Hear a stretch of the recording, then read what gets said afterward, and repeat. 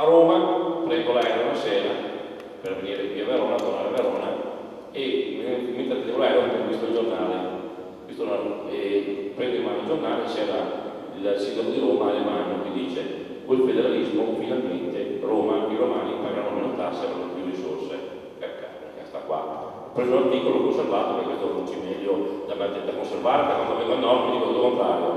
Difatti arrivo su via Villafranca, vado su a Rovere Veronese, non incontro 4 amici, vicino alla chiesa dice un bel cappellone: col federalismo basta soldi a Roma ladrona. Allora qua, scusate, io sono montanaro stupido, ho cominciato a dire qua, o uno dei due non me ne conta giusta, o il sindaco di Roma o questi qua del nord, qualcosa non mi guarda, perché da una parte il federalismo non arrivano più soldi a Roma, dall'altra il federalismo non arrivano più soldi a Roma, le cose non tornano.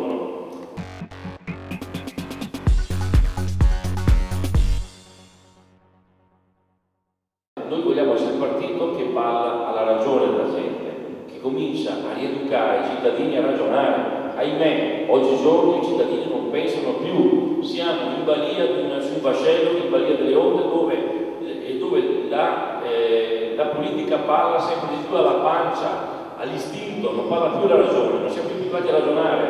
Tutto che sembra quasi che sono dei concetti che vengono calati, sembrano quasi degli assiomi, dei principi quasi sacri, che basta questo concetto che poi tutto cambia, tutto migliora. Prima è stato citato uno, federalismo. È vero che questo basta una parola magica, tanto ormai la parola magica si condisce tutto ormai. Quando ci sarà il federalismo, scorrerà la nieve, tutti saremo sul paradiso, cioè veramente migliorerà tutto. C'era prima la devolution, dobbiamo applicare la devolution. Io, cari signori, sono veneto e anche un po' montanaro, quindi un po' testardo, e nei problemi vado un po' a guardare dentro, guardo cifre, dati e fatti.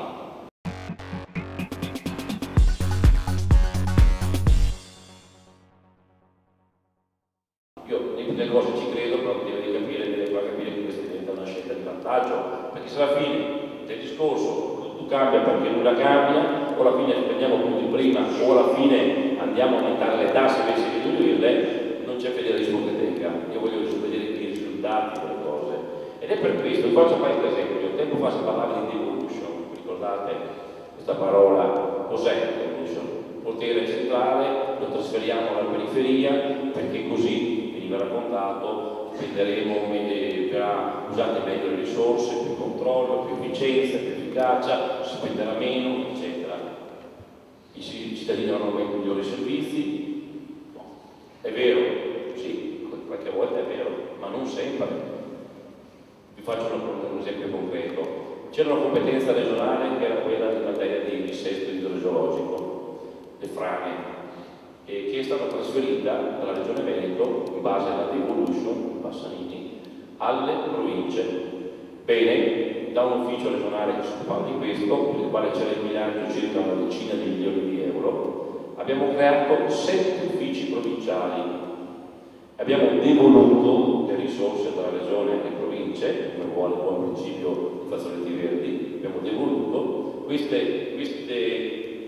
Le province hanno a loro volta istituito 7 uffici, hanno assunto 7 dirigenti, hanno creato 7 organizzazioni, da Belluno fino a Rovigo, e alla fine, oggigiorno, se uno di voi ha una frana, chiede un sindaco, va a chiedere in provincia di Verona, a caso, guardi, ho una frana lì e ho bisogno delle risorse di intervento per metterla a posto. La risposta? Non abbiamo soldi, la regione non ci dà i soldi. Noi la regione abbiamo dato i 10 milioni di euro di prima. Il problema è quello che abbiamo creato 7 uffici, che questi 7 uffici si mangiano tutti i 10 milioni di euro che prima davano in lavori, in servizi. E questa è la devolution che vogliamo. Dove sta scritto che decentrare una competenza dalla regione ai 580 comuni del Veneto si spende meno? Chi conosce un po' di economia, chi sa un po' di organizzazione aziendale, dice questo qua è una pazzia, però no, sono concetti talmente inculcati, talmente demagogici che diventano le soluzioni che poi non sono. Non vorrei che fosse parlare di federalismo, non dovessimo creare, invece di togliere altre spese, dovessimo creare nuovi centri di costo per aumentare nuove tasse. Anche perché, francamente, se il federalismo significa assunzione di responsabilità a livello locale, nel luogo dove si utilizzano risorse, chi gestisce sia anche responsabile di un po' utilizzo risorse, credo che non possiamo essere d'accordo.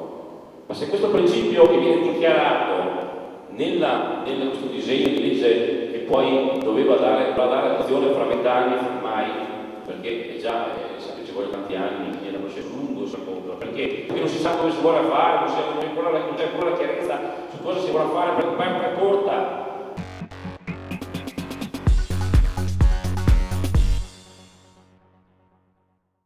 Ma scusate, spiegatemi perché non capisco più niente. Io quando vengo qui a Roma per ripartire un fondo tra le regioni devo litigare ma 100.000 euro. Spiegatemi come avete fatto a votare una legge che, a detta di qualcuno dalle mie parti, dovrebbe togliere i soldi a voi per portarli a Nord. Se mi spiegate come mai o che sono io incapace di trattare con voi, quando togliervi qualcosa devo litigare, oppure c'è qualcosa che non mi torna. Tu da Sicilia che mi guarda si mette a ridere e dice scusi, ma che anni fa?